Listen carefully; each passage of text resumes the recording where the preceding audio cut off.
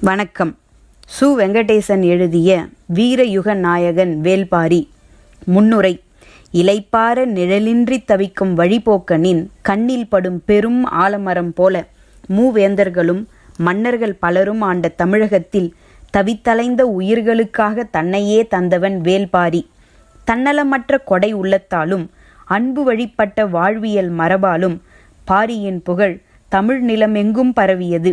மூவேந்தர்களான சேர, சோழ, பாண்டியர்கள் அவன் புகழ் கண்டு வெதும்பினர். பரம்பு நாட்டின் நிலவலம் அவர்களின் கண்களை உறுத்தியது.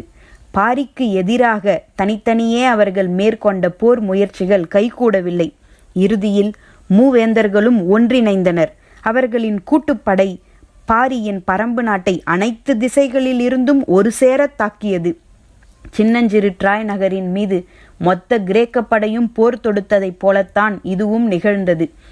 தலையானங்கானத்து போர், வெண்ணிலை போர், வாகை பரந்தலை போர், கழுமலப்போர் என சங்ககால தமிழகம் குருதி பெருக்கெடுத்து ஓடிய எண்ணற்ற போர்க்களங்களை கண்டது. அங்கெல்லாம் நடைபெற்ற போரில் மூவேந்தர்களில் யாரேனும் ஒருவர் வெற்றி பெற்றார், மற்றவர்கள் தோற்றோடினர். ஆனால் பரம்புமலை போரில் மட்டுமே மூவேந்தர்களும் ஒரு சேர தோல்வியை தழுவினர். தமிழக வரலாற்றில் அதற்கு முன்பும் அதற்கு பின்பும் நிகழாத வீர சரித்திரம் இது. பெரும் நிலப்பரப்பை ஆண்ட மூவேந்தர்களின் கூட்டுப்படை ஒரு குறுநில மன்னனால் சிதறடிக்கப்பட்டது. அதன்பின் மூவேந்தர்களும் ஒன்றாய் சதி செய்து வஞ்சினம் நிகழ்த்தி பாரியின் உயிர் பறித்தனர்.